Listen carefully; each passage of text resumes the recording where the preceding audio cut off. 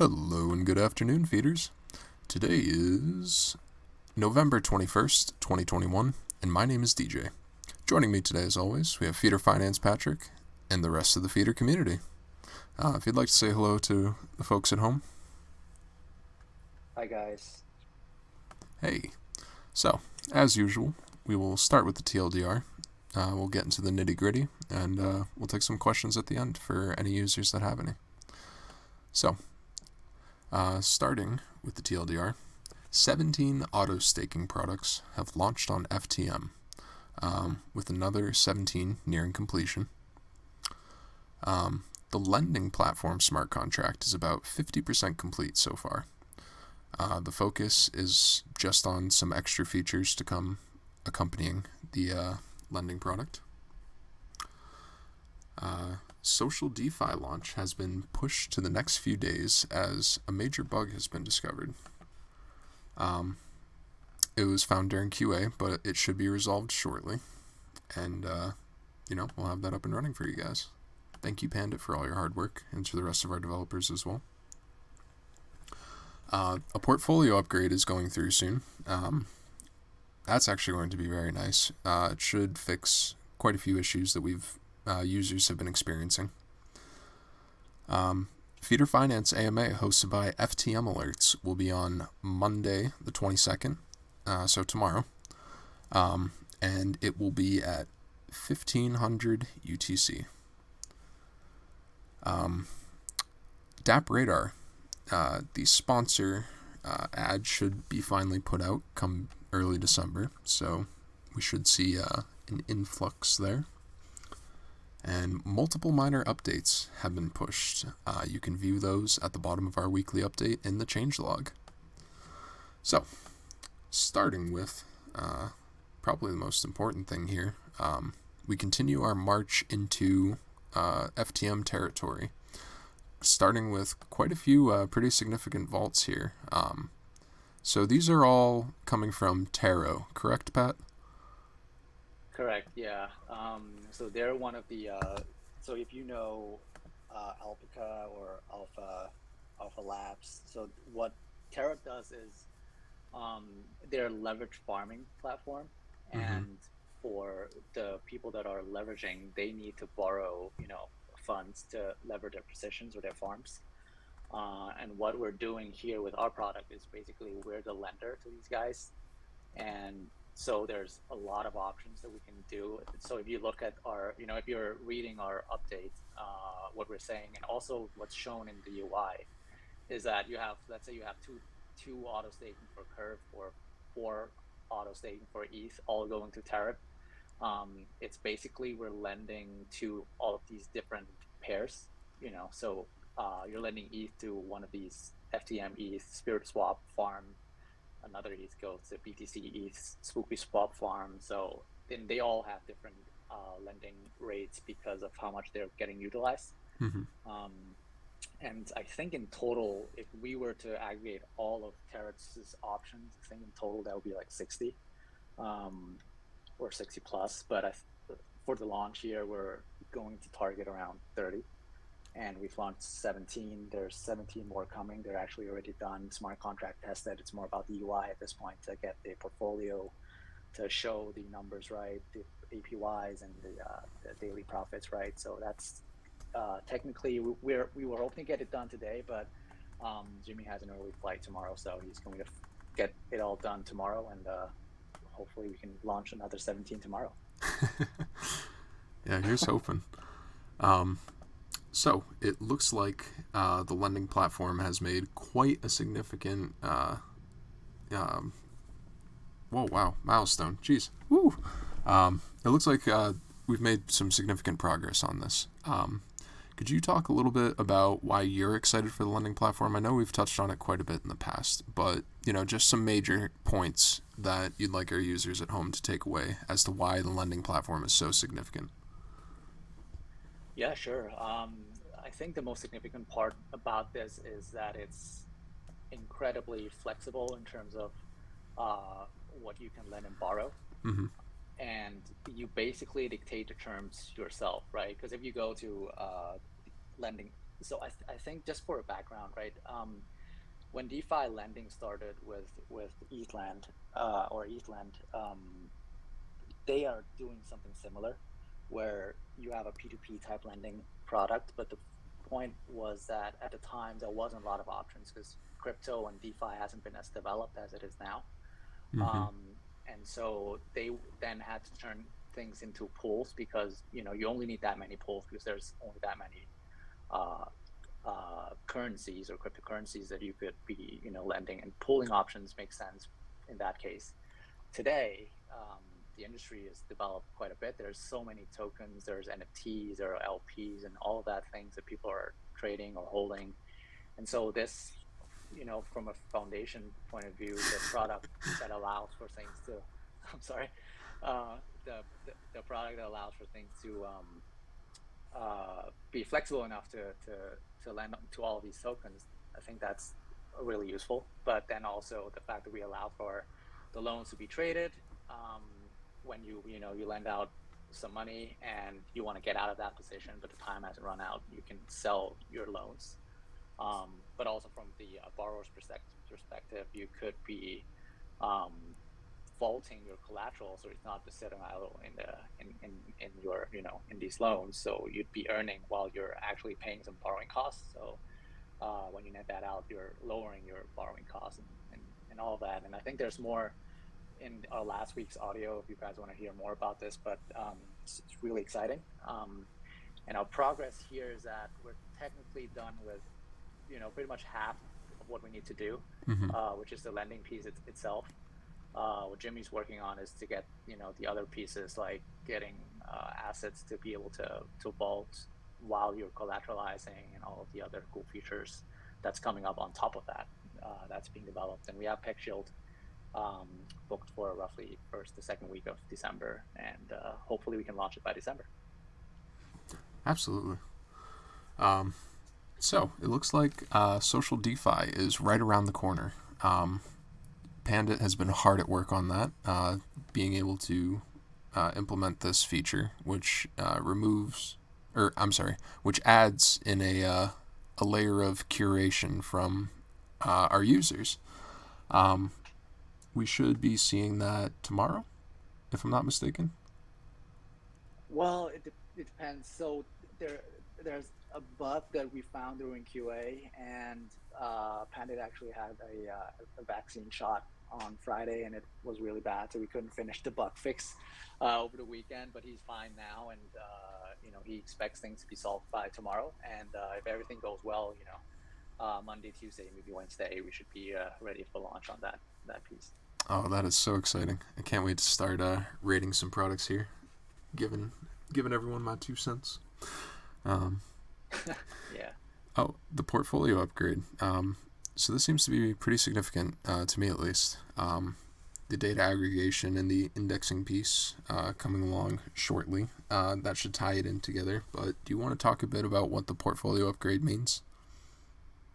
Sure. I think the most significant part, which impacts everybody, is the fact that even today you still have to, in a way, do your own accounting, because if you went in with 100 LPs, and over 5 days it grows to 105 LPs, for instance, you have to mark that down in your accounting that you put in 100 LPs, because we're only showing what your current balance is and not your costs, or how fast and how your LPs has grown over time. And this upgrade is basically going to allow for that, because what we're doing is we're going to build a database of data, a database of data, a database of price data and LP price data. And once we have that database done, we could then, connect it with your investments and allow us to show you when you've invested, how much you've invested, how much it has grown. Each of these investments has grown over time, and aggregate those individual investments into your aggregate portfolio growth. So you can see, how your portfolio is doing over time. And I think that's very important for, I guess, a lot of us, or all of us, because it's important for me as well, because I still find it somewhat annoying that I have to use an Excel to, even though I have this portfolio page, I still need an Excel to keep track of my investments, which doesn't really make sense. So, this upgrade is really solving that. But the fact that we have these price data internally, because you can't buy them for some reason, crypto isn't evolved enough to have a platform or a data provider that made things easy enough for us to just buy these data, because we can't. We would have if we could, because it solves a lot of problems for us, but we couldn't. And the fact that we're developing this internally gives us a lot of edge in terms of building out other products and other features in the future, because we have this unique data points that we can play around with. So it will also make our portfolio a lot faster as well, because now we're basically housing our own data instead of just pulling it straight out of blockchains. And when we do that, and the nodes are down or the nodes are having issues, and data has issues, and everybody's annoyed, right? Because the APYs aren't showing, or the portfolio isn't showing right, the numbers aren't showing up. So that's this solves a lot of our current problems.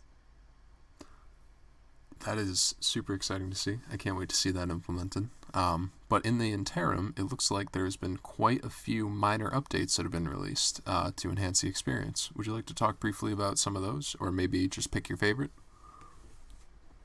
Sure. I think a lot of these are actually community suggestions that we, found time to implement.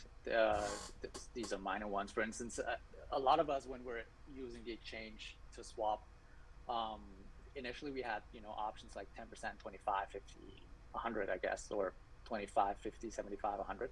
Mm-hmm. And most of us don't really do 25 or do 75. We probably usually do like 90 or 100 right away, or stuff like that when we're swapping, not when we're farming or LPing. But and so there was a suggestion which we agreed with, to adjust the options a bit, and we did that. And now it's showing 10, 50, 90, 100, because, well, it's probably more useful for users. The other thing are, I think, just sort of minor, like, when you're typing too fast. I'm not sure if this is still occurring. We've fixed that, but there are some people on Discord that are also saying that it's still happening. We'll need to look into that. But we fixed the when you're typing too fast on the exchange, the numbers can't react as fast. And there's some wrong estimations when you're typing too fast there. We've also, I think this just happened the other day, when one of our feeders recommended that the sorting options, when you're searching and you're sorting by APY, that the options are sort of separated between product types. And so we've updated the AI on that front to sort things differently, make it more intuitive. But also, while we're doing that, we added another thing where we're also now, when you're searching, showing products and sorting them by their let's say popularity, but we use a CDR metric. So how likely somebody, when seeing this product, would click on it, or go through it, which tells us that this product is popular, and we want to show that further up to the top. So that's the addition. I think the last exciting thing that we're working on is, you might recall, we actually upgraded our nodes to a more advanced option, where we're sharing our node with other enterprises, or larger organizations. So we get better service, more access to faster speed, and all of that stuff. And still, while BSC is having congestion issues, we're still experiencing problems. And so we went one step further by actually setting up our own node, which is major work for Jimmy, because it's hundreds and hundreds of gigabytes of data that we need to download from the blockchain, and try to sync it up with the blockchain in real time. And we're still working on setting that. It's been a couple days. We're still downloading. It's been a couple days of downloading data.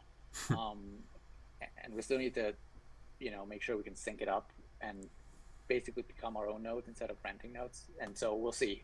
But if we're successful on that front, then we should hopefully get things even more efficient in terms of data showing, in all these pages that are sort of having issues while the network is congestion and in congestion. Very cool. Lots of good stuff there. So everyone's favorite question, when marketing? And it looks like we have 2 confirmed marketing things here. An AMA with FTM Alerts coming up, and that will be tomorrow? Tomorrow at 1500 UTC. So be sure to tune into that, guys. Very excited to hear about that, by the way. Could you talk a bit about the connection you've had with the developers over on FTM? Yeah, I think this is actually a really nice thing that happened because so we're connected with SpookySwap, right? And they actually connected us with FTM Alerts, Mm-hmm. and this is a friendly AMA, so we're not paying for this or anything like that, so they know about us. And when I spoke to the guys or the founder of the of this channel, which is one of the top channel on FTM, Mm-hmm. they actually know about us from BSC, so they've heard about us, they know about us, and so it was an easy discussion to have because they know who we are, they know what we do, and they're excited that we're now joining FTM, and so they want to have us there and talk to their community about what we're doing, where we're heading. And I still think that FTM is a very friendly ecosystem. We haven't grown our TBL there as much yet because we haven't actually added that many products, but that's what we're trying to do now. And that's also why we're ramping up the FTM products, because ahead of that AMA, we want to make sure we have something to speak about. And so, yeah, that's a good development there. Yeah, absolutely. And it looks like DappRadar has finally confirmed placement for our banner ads. They have, yes, and so that's like a sponsored spot at the top, happening early December, I think, between the 8th and the 12th. It'll depend on their sort of timing, but that's roughly when this is happening. Okay, cool. And then any last things before we open the floor to questions? Well, actually, just a quick thing.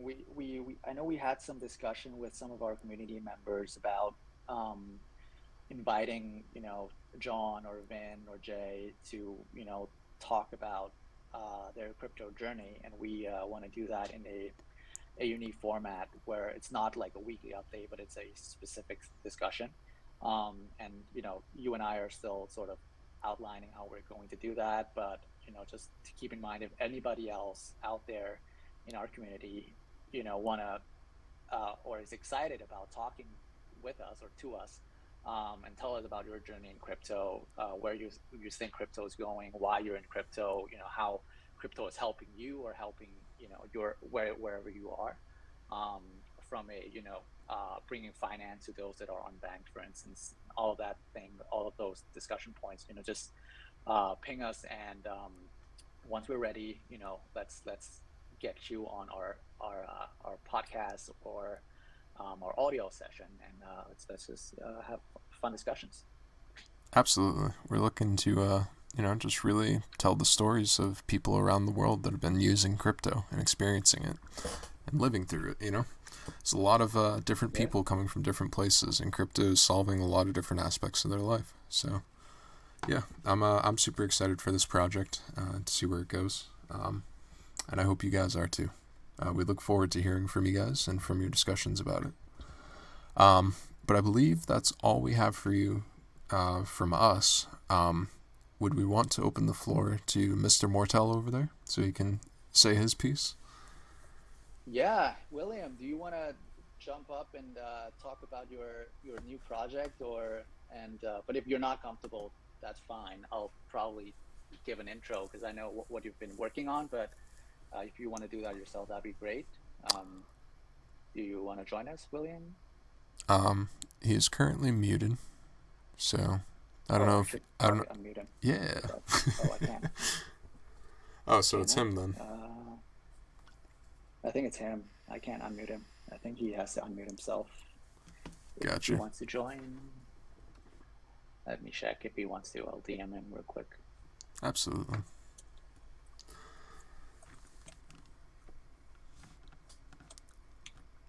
But everyone's favorite feeder finance artist has been working on a project of his own, I believe.